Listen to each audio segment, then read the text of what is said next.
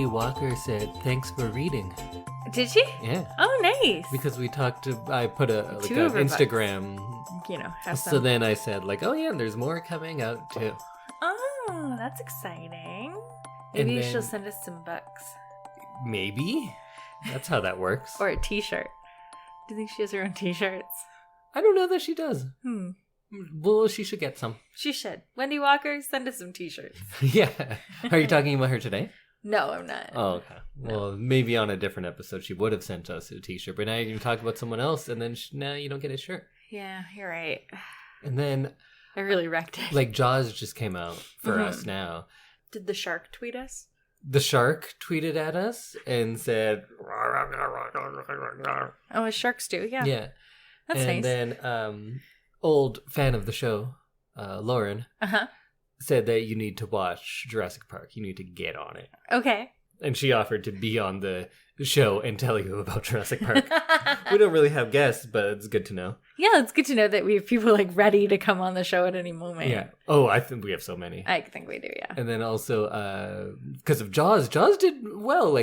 Friend of the show, Galen Pendleton. Oh, yes. Director of the Nightmare Island quadrilogy. Yes, yeah, Quadrology? And Truck Stop Bloodsuckers? Oh, yeah, he did that as well. Yeah. Big Jaws fan. Nice. And then same with Oliver Lassard.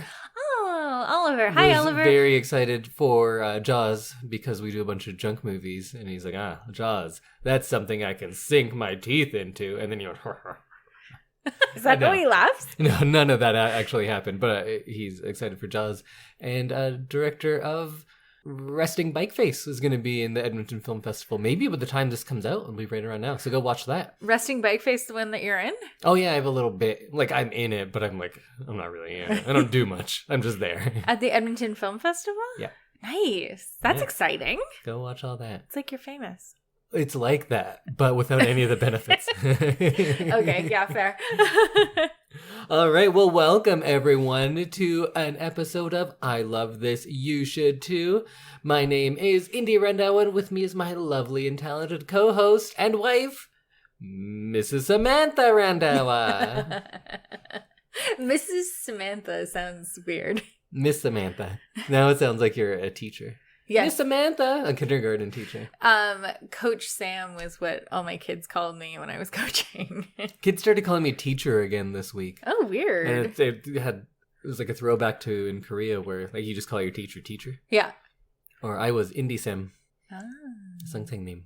That's exciting. We're doing this podcast. I kind of got distracted and we just chat with each other, which sometimes we do, usually not after the first 5 minutes. No, true. We lock it down and we get to business. So let's get to business. Business only today. Yeah, well, no, because we don't make money at this. This isn't business. No. But for some business, we are members of the Alberta Podcast Network, which is locally grown and community supported. And some more business. Let's thank our first sponsor of the episode, and with Pod Power, our sponsors are making it possible for us to amplify the voices of Albertans and Alberta podcasters. This episode of the Edmonton Community Foundation is helping us give a Pod Power shout out to Is This For Real? Is This For Real is a podcast about various facets of Black life in Edmonton. In the first season of the show, Breaking the Blue Wall, host Omar Salafu explores anti-Black racism and policing and tells stories about policing in schools, accountability in Alberta's policing system, and the impacts of police violence on Black Edmontonians. You can listen to the podcast and read more about each episode at isthisforreal.ca. And you can also find the podcast wherever you're listening to us right now. So go check them out. Sounds interesting. There you go. That's my business. And now we can get back to, our business? I'm just going to stop saying the word business. It's losing all meaning to me. General business? Yeah. Well, today is an in-between episode, so we'll each have a spoiler-free thing of the week. And then at the end... It's Indie Week. It's Indie Week coming up, so I'll let you know what we're watching for our big watch next week. Excellent. Well, Indy, what are you so into this week? What's your thing of the week?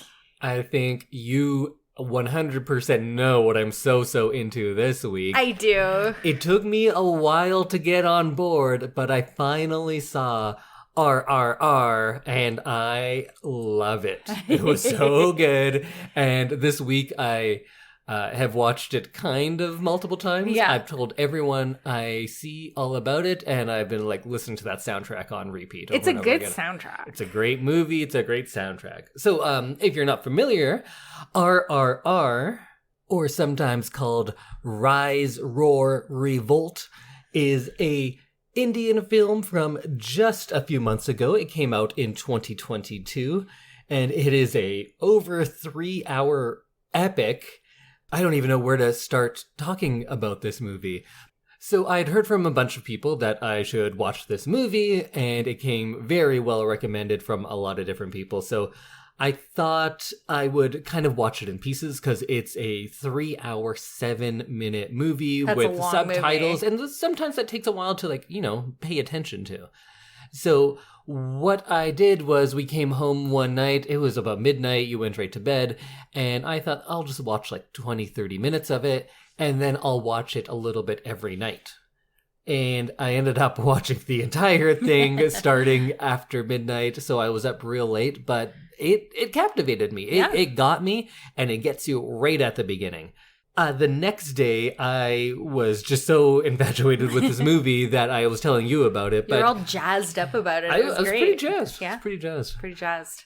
I was telling you, but I know selling you on a 3-hour subtitled movie that's not for the podcast is a hard sell. Yes. So what I did was kind of gave you the Cliff Notes version where I would show you a scene and then tell you what happens in between. Yes. So you got a 40-minute, 1-hour version of it. It was the perfect amount of time, I think. Oh, I think 3 hours is the perfect amount of time because that 3 hours flies by. I don't know how to describe this movie. It's kind of fun and silly and over the top in the way the Fast and the Furious movies from numbers 5 to 8 are. They know that they're being silly and they're just going with it, but they do it so well that you're yeah, this is fine. But then it has fun with music, something that Baby Driver does. It has fights that are on the scale of Lord of the Rings or Avengers, but then those same fights have the kind of person-to-person intimacy of something like Old Boy or Ong Bak, where every strike and kick is kind of more visceral and you can feel it, while on those big giant movies, it's just robots punching robots and you don't really care about any of that. So it has a great combination of all of these things. And also, it's kind of a musical too. Yeah. So it does everything. It is called RRR, and they use that, I think, kind of after the fact. They said, oh yeah, that stands for Rise, Roar, Revolt. But with a lot of Indian movies, when they're coming out, the working title is usually the most famous person's name and then a number. So one of the actors who plays Bheem, he goes by Junior NTR. That's what you call him. Oh, okay. And each one of these people in this has a very interesting backstory itself, but we're not going to get into all of that. But Junior NTR, his next movie is called, if you look on IMDb now, it'll just be NTR 30 and then NTR 31 because there is 30th and 31st movies. Right. And then they title them after. So when this came out, it was Junior NTR, who is one of India's biggest stars. Right. You have Ram Charan, who is one of India's biggest stars. And you have the director, S.S. Rajamouli, who is India's biggest director. Right. And normally the way they title things, it would be one of them and then a number. But you have these 3 huge, huge people coming together. So what do they call it? RRR for all of their 3 names. Oh, yeah. So that's where it came from. And it's kind of you kind of need to know a bit of Indian cinema to understand even the titling. But it just kind of lets you know that this is something epic because we haven't seen 3 kind of powers like this come together in one movie before. So even before it came out, it was going to be a really big deal. Because I think Rajamouli has 3 of India's top 7 grossing movies of all times. So he's really big, and then same with those actors. So they're all giant box office draws, So and then they're going to do this together. This is kind of like one of the Marvel Avengers movies where like all these huge big stars are coming together to do a movie. But I think your like Chris Pines and stuff are big because, or no, he's not even an Avenger. That's Evans? Chris Evans, yeah. Okay. Your Chris Evans he's big because of Captain America. Right. It's not like, oh, you know who's playing Captain America now? Brad Pitt. And Iron Man is Tom Cruise. And it's going to be directed by the ghost of Stanley Kubrick. And we're calling the movie Pitt Cruise Kubrick. You'd be excited. I don't know. That doesn't sound like a good movie. I'd be cautiously optimistic about it. Anything if the ghost of Stanley Kubrick does anything, I'll watch it. Yeah, exactly. And I realize this is already going to be a long thing of the week, but you know what? We're sticking with you. It was a long movie to begin with. Yeah. So now we've gotten to the title of the movie. Perfect. So this is not a Bollywood movie. I know people think India, they think Bollywood. That's what I thought. Bollywood means something from Mumbai or from that kind of cinema, which is Hindi. Hindi movies are Bollywood. Right. This movie is in Tagalog, which is more in the south. So they call this movie a Tollywood movie because it's both Tagalog and Tamil are like the languages that this would be in. Netflix has this movie. You can watch it there. But they have the Hindi dub, which is a shame because you're not actually hearing the language that they speak. Yeah, because there's a little bit lost between them saying the words and the dub. And the good thing is that the main characters, at least, are doing their own dubs in Hindi. Yes. Because in India, like, everyone speaks, like, 5 languages. Right, because there's so many languages around. Yeah, there is 22 official languages to India. What? India doesn't have an official language. It's Every just state regional. or province has its own language, and there are 22 different ones because India's not as monolithic as we think. It's kind of like just saying Western Europe. Right. Like, it's as different as Spain and France and Germany, right? Like, India is much more vast than we think. Their own language, their own foods, their own culture. So it's all very different. And Netflix has, as default, it will play in Portuguese, which is a weird choice. Yeah, that doesn't seem like it. So then I selected to watch it in Hindi because that's closer. And in Hindi, you get the English actors, you still hear them in English. And the actors are at least doing their own Hindi dub. So it's much closer. And then the songs make sense because the songs are also in Hindi. So this movie has been released in multiple languages, including the musical numbers. Which is wild. Yeah. For something that we generally wouldn't see here to just have like multiple language releases. Which is commonplace for Tollywood movies because the majority of India is Hindi speaking. So they usually do a Hindi version as well. Mm-hmm. And often the Hindi version will sell more than the Tollywood one, but you get both of them. Right. Do more people speak Hindi in India? Yeah, Hindi is the most spoken. Right, okay. And when it was in Hindi, it was nice because I can understand some of it because I speak Punjabi, and both Hindi and Punjabi are Aryan languages, so I can get it. I was going to ask you how close they are.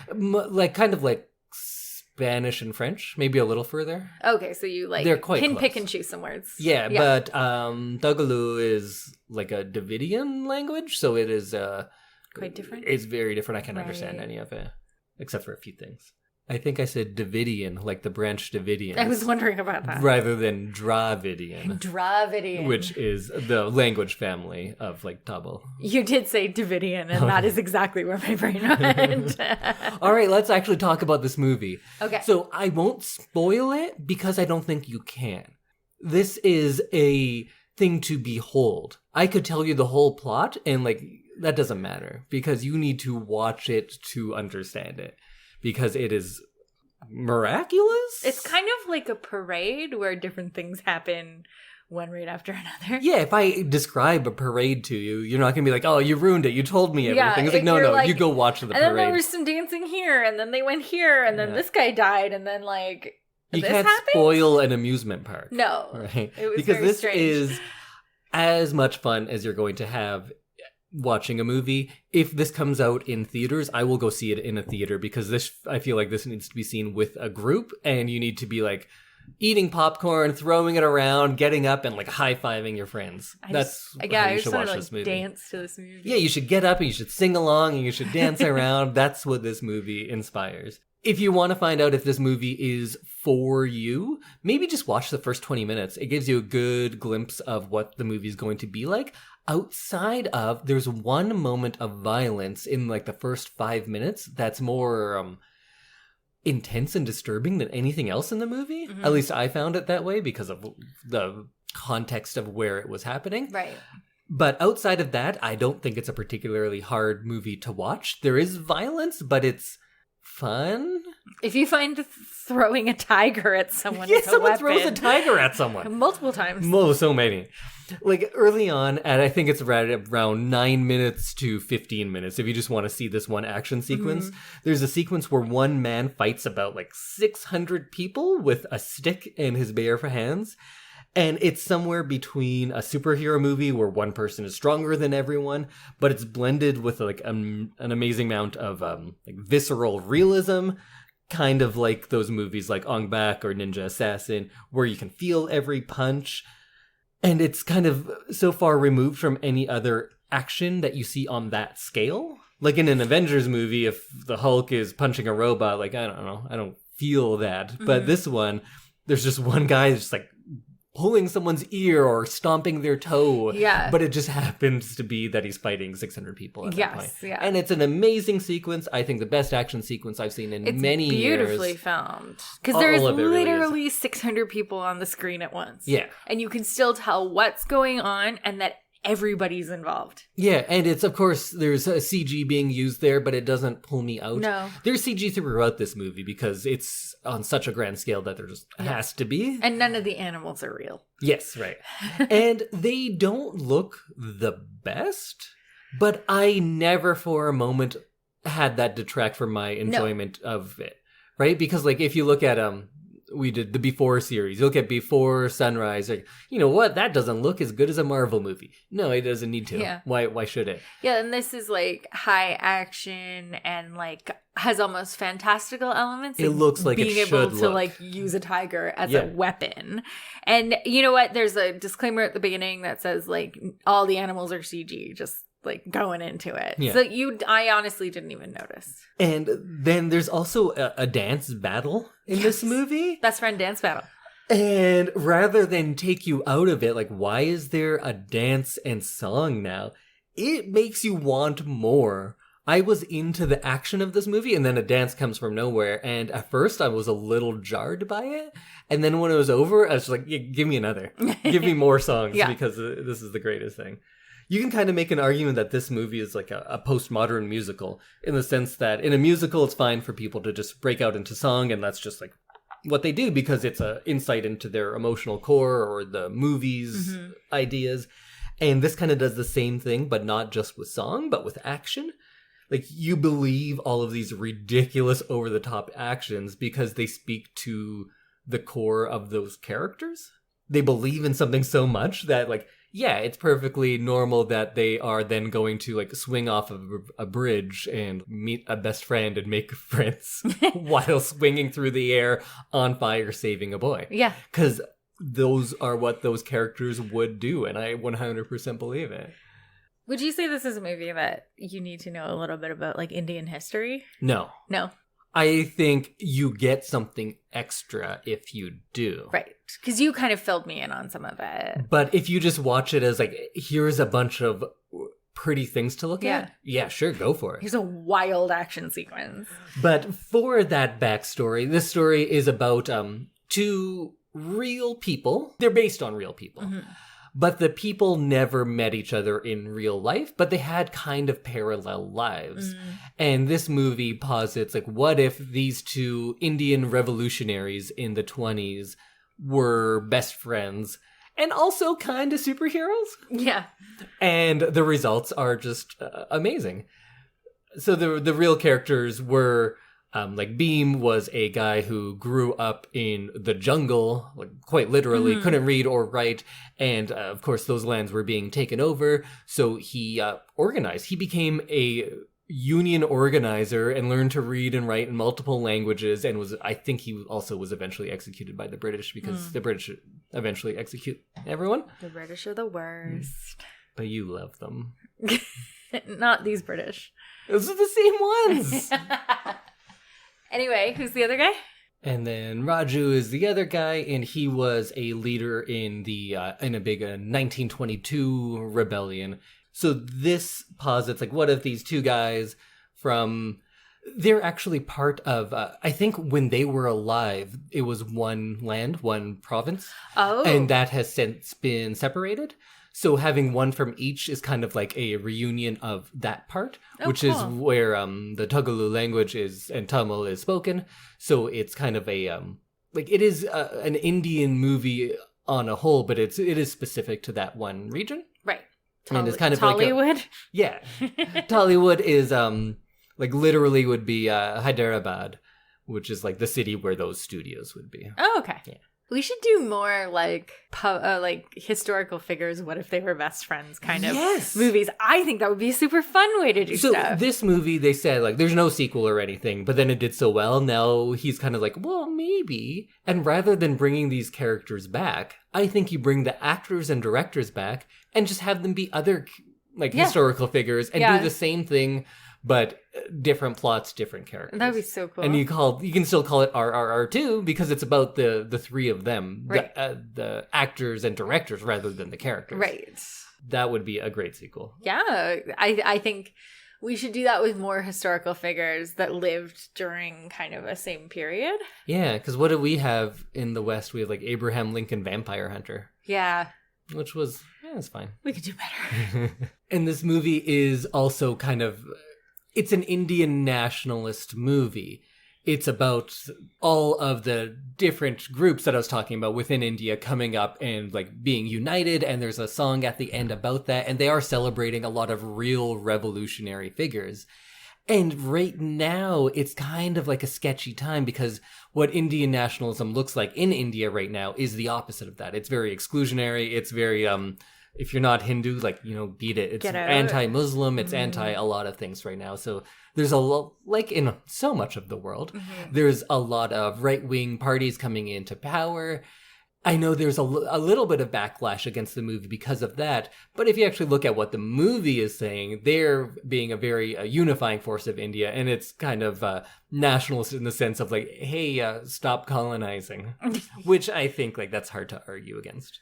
It's a good tip. Yeah, so the song at the end is really great because it's a little trip through history about all the different parts of India and their different martyrs and revolutionary figures who tried to liberate the country and contributed all in their own ways. Aww. And I loved the sincerity and earnestness of this movie because there are these two guys become best friends and they have a full-on friendship montage. Just about two men really loving each other. And it was great. Suspenders. Yeah, and then they do a friendship dance, and they're always sticking up for each other and helping each other. And there is, of course, all of these plot twists of oh, this guy's evil or whatever. And you kind of go through it, and their relationship goes through a lot. And I also love how this movie has heartfelt apologies, which is not something you see in action movies. Yeah. I feel like I would like Fast and the Furious more if Vin Diesel and The Rock had a dance together and really loved each other and said that out loud. Yeah. That'd be a better movie. Yeah. And those things like Marvel has a real detached irony with its quippiness. Everything has to be a joke. You can't be completely sincere. Mm-hmm. And then DC is the other way, and they take everything so seriously. Right. There's a man dressed as a bat, and it's a most serious thing ever. They're we don't laugh about this. Because they're trying to prove they're legitimate. No, this is real. This is serious stuff. And this is maybe between those two, or just off that spectrum altogether, because it has so much sincerity, but not seriousness. Mm-hmm. It's light and fun, but it means it. Right. It means everything. And when it's fun, it's so fun. And when it's heartfelt, it's so heartfelt. They don't feel like they need to be wisecracking all the time to be look, we don't take it that seriously, guys.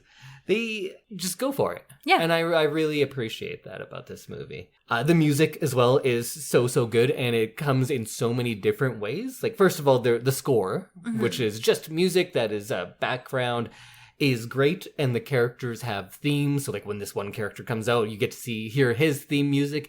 And then as his character changes, his theme also changes along with it. That's really cool.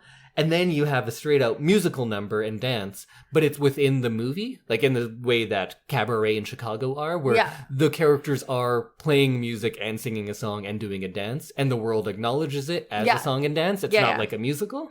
But then at the end of the movie, they just have like a musical number where they're on a soundstage, and even the director comes out and joins in. Yeah. So it has that. And I think maybe my favorite, though, is at certain points, like in some of the action sequences, these heroic figures get songs about them that are being sung in the background. Yeah, that was pretty neat. And it goes in with the score, and it's like a very serious song, but it's also epic in scale about the character and what he's doing, which I just loved, and I wish movies would do that more. More songs in movies. Yeah, songs about what's happening. Yeah. It's so cool. It was great. It's just the most enjoyable movie I've watched in years. I haven't seen Nope yet, but I feel like this is my best movie of the last, 2-3 years. Yeah, of the you 2020s. said it makes you want to watch more movies. I think that's the best thing you can say about this movie is when I watched it, I want to go watch more movies. I want to see those big popcorn blockbusters. I want to go study more Indian cinema. I want to see other things that these actors and directors have done. And I've been looking that up already, so I might just be doing that in the next little while. But yeah, it's a great movie. It's available on Netflix, unfortunately just in Hindi, which is not the language it was recorded in, but watch the Hindi version. If you can get the original, great, go do that. As soon as there is a Blu-ray version, I'm going to go pick that up. And so you kind of got to see it. Yeah. How did you like this movie? I thought it was super fun. I mean, I grew up watching a lot of musicals and stuff, and like, I went to a high school that was very musical, so I felt right at home when they were doing these big, vast musical numbers.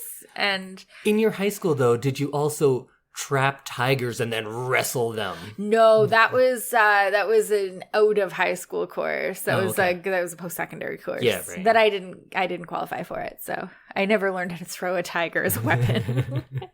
But I did love just like the vastness, and as someone who puts together routines with many, many people in them, I really appreciated like the choreography and the scale of getting so many people to do the same thing at once. So it was the musical numbers that did it for you. Oh, for sure, yeah. How about the action stuff? The action was very cool. And I think that it wasn't like gratuitous violence or anything. But it absolutely is? Yeah. But it's not. I know what you mean. Yeah, like it didn't seem like it didn't make me feel really cringy. It's not like your hostels and stuff where it's like, look how gross this is. And they're just like crushing fingers. There's a lot of people getting like punched in the face. Yeah, like you said, the first 15 minutes are probably the most violent part of the movie that I saw. I didn't show you the part that I Yeah, and so like there's a moment there where I was like, but I'm going to like stick with it because you were so excited about it. And I'm glad I did. And I'm glad you didn't show me that other part because like I don't love a lot of violence or like gross body things. So I think it was really well done. And I liked these like big epic hero shots that they did. There's so many beautiful stills in this movie. I was like, I want that to be a poster. Yeah. Like, I want stills from this movie in our house. I want that shot of Bheem jumping through the air with all of his tigers and antelope and oxen following behind him. There's a couple times where we were like, well, there's the poster. Like, and there's one where Ram is like in his kind of more traditional outfit when he's become Super Ram. Oh, later with the archer. Yeah. So there's also a bunch of like religious allegories in this movie, but if you don't get that, it's fine. Yeah. It was just looked epic. Yeah. It was so cool. Better than any Marvel superhero outfit. For sure. That guy just looks so cool all the time. When he's an officer, there's some of the best mustaches and beards in any movie you're ever going to see in this. Really well-groomed facial hair. And just like I also loved, because it's not something I see a lot, jacked Indian action stars, because I don't see like superheroes that look like myself. No. And of course I don't look like that because these dudes are fucking huge. They're on like the Marvel diet. Yeah. They're like Kumail Nanjiani when he became a Marvel superhero. They're more than that though. But it's like an unattainable body type for most people. Yes. But it was impressive. Yeah, but then you have these super jacked dudes, and what do? They dance together and tell each other how much they love each other. They're like smiling and like doing a dance, which is the best part. Maybe that might be the best part. I don't know. There's just so many good things. So I definitely say go watch it. At least watch parts of it, and I think if you watch a little bit of it, you're going to want to watch the whole thing. Yeah. So go check out RRR on Netflix or elsewhere. And it is being re-released because it is kind of getting this groundswell of support again. So I think it's currently the third highest grossing Indian movie of all time. And it is quite a ways from number 2 and number 1, but maybe it'll get there. I hope so. Mm-hmm. Let's get it there, guys. It might not, because it went to Netflix and it's probably been viewed more than some of those other ones, but it's not making that box office now. True. But worth it because I got to see it, so it's great. Exactly. Go check it out. How about you, Sam? What's your thing of the week? So my thing of the week is another book. And it's a book that I started probably 2 months ago, and then it got returned to the library against my will. And so I just got a copy this week. I read We Were Dreamers, an immigrant superhero story by Simu Liu. And it is delightful. When it returned itself to the library, because like audiobooks auto-return, I was actually really sad because it's such a feel-good novel. And it's written by him. It's narrated by him. And it's one of those really great books where you kind of get sucked into the story. So you know who he is, Indy, but he is Jung Kim from Kim's Convenience, as well as Shang-Chi from the Marvel Universe. Yeah. And he tells a story about coming to Canada as an immigrant child, and basically how he let his parents down by not becoming an accountant, or by quitting accounting, and then trying to become a actor against his parents' will. And he talks about how he tried out for things and how hard it was, and how it was many, many years of tiny, tiny little parts until he finally got his big break to be in Marvel, which is pretty cool. Yeah. And he's like Canadian kind of guy, so he was very like self-deprecating, but in like a fun way. He seems like, from everything I've seen of him not acting, he just seems like a great guy. Oh, he totally, after listening to this book, seems like somebody I just want to be friends with. Like, a lot of those Canadian celebrities, they're really doing us proud. Like, between him and Keanu Reeves and Ryan Reynolds, they all seem like really great guys. They just seem like fun guys you could have like a drink with. And except for like Jim Carrey, who went kind of mad, but you know, 1 out of 4. But yeah, he seems fun. He talks about how hard he tried to be an accountant, and just being gifted in math wasn't enough. For him to actually want to do it. He got kicked out of his internship, and somehow found acting, and he did a bunch of silly little parts, including he was in a big Hollywood movie but missed the second day of filming, so his friend got to be in it, but he didn't. And so like little misses with fame like that, until he tweeted at Marvel about wanting to be Shang-Chi, and then actually getting it. Yeah. And that was years before there was even a movie in the works. Yeah, he said it was 2018 after Black Panther had been... Oh, I guess it was more... Yeah, after Black Panther had been like a huge success, they said, okay, we're going to bring this movie that was way back in like a different series of movies. We're going to bring it forward because I guess ethnic characters are more popular now, so we can bring Shang-Chi forward. And he was like, hey, so are we going to talk Marvel? And then he ended up getting it, and he ended up being able to become kind of like an idol to immigrant children. Mm-hmm. And the children of immigrants. And he does all sorts of really cool speaking engagements. And he really seems to take on the mantle of like following your dreams as someone who doesn't always look like what you see on screen usually. We're talking about a lot of jacked Asian dudes today. Yeah, we are. So if you are looking for a really good feel-good book, you can check out We Were Dreamers, an Immigrant Superhero Story by Simu Liu. So our second sponsor of the podcast is brought to you by Alberta Blue Cross. Alberta Blue Cross understands that running a small business is tough, and they understand that business owners in Alberta are busy. Let Alberta Blue Cross give you peace of mind with a group benefit plan. They offer health, dental, life, and disability coverage for your employees. Alberta Blue Cross group benefit plans are easy to manage anywhere, anytime, and on any device, making it easy for you and your employees to access. To learn more and explore your options, head to ab.bluecross.ca. Okay, Indy, it's time. What are we watching for next week? I don't know. What? I don't know. What? So, we did Pretty Woman last week. Yeah. And we both loved it. Mm-hmm. And so then I thought, I'll just do a response to Pretty Woman. Right. Because that's fun. We did that a couple of times where we'll kind of have a theme going through a couple of episodes.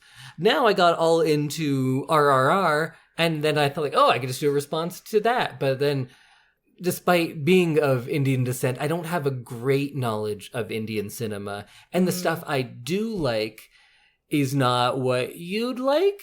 Okay. So I know you were saying that this made you want to go watch a bunch of like big Indian movies. Yeah. But the ones I like are a lot of like really quiet stories and don't seem distinctly Indian outside of course, the people and the setting and everything. Right. But it doesn't have that Bollywood flavor that I think you want. I want the colors and like the dancing and the these singing. are sad black and white movies that I usually like. Not the same. Yeah.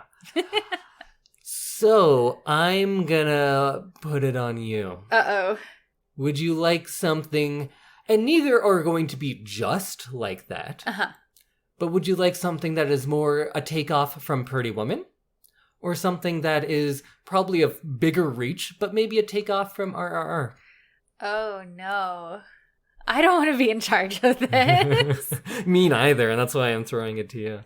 I'm going to say Pretty Woman. Okay. Because I feel like I have a better knowledge of whatever you're going to bring up there than with Bollywood and Indian movies. So if you did go RRR way, my pick was going to be Mother India, which is an Indian epic from 1957. And it is kind of like RRR. The only thing it really has in common is both the length and also they are kind of about India itself. Right. So this one, it follows one woman's life and she is a mirror for the country of India as it has grown and changed. Yes. So does she. Right. So that's it's a good movie. We'll probably do it eventually at some point. Sounds good. But for my take from Pretty Woman, we talked about it a lot during the episode. My pick is My Fair Lady, the 1964 American musical starring my favorite Audrey Hepburn. Woohoo! And it's shocking we haven't done an Audrey Hepburn movie yet. But no Audrey Hepburn. You've seen quite a few of them. Yes. So I was only picking things that you hadn't seen. But now we're going to some where we can just go to things that you've forgotten. Because I've watched things with you and it becomes clear. Sometimes you don't always... it's kind of like the first time. Yeah. So we might just do that again. So you have seen My Fair Lady. Yeah, I think I know every word to every single song in My Fair Lady. Oh, but do you remember all the plot stuff too? Some of it. Okay. Yeah. So it is a musical, It is very much like Pretty Woman. It's a poor Cockney flower girl played by Audrey Hepburn who is taken off the streets by Rex Harrison's Henry Higgins, and essentially just to win a bet. He's going to turn her into a proper lady. And don't we all want to be a proper lady? Yeah, sometimes. And it's another one that is based on Pygmalion, and it's a big studio musical, so I don't know if we've done one of those yet either. I was saying that I wanted to show you some of the musicals that I like, and here is one of them. Yay! I'm excited. So My Fair Lady is not streaming nearly as much as I thought. It's easier to find Mother India for some reason. What? Yeah. Because Mother India you can just find on YouTube. Oh. So you can go watch that, folks. Check it out. It's not the breast print, but if you want to borrow my copy, I have a pretty good one. Yeah. And you can let me know. But if you want to watch My Fair Lady, it is available for rent and to purchase on pretty much every streaming service. And you can check out your local public library and get it from there as well. Or you can just come talk to me and borrow my copy, I guess. I was going to say, you only have one copy? I only have the one. But by the time this comes out, we will have already have watched it. So we can lend it out to someone else. Excellent. Well, I'm excited. I remember really liking this movie when I saw it, so I'm excited to get back into it, and the songs are great, and I think we did Pygmalion when I was in high school. Oh. So I'm pretty sure I've read the book too. And you've just come off Pretty Woman, so you're ready for it. I'm ready. And we'll sing along. And also, like Mother India, this is a long movie. Yes. So it does have an intermission. Yes. Where you can go, get more popcorn, go to the bathroom, everything like that. So check it out. Watch 1964's My Fair Lady and meet us back here next week. Bye. Bye, everyone.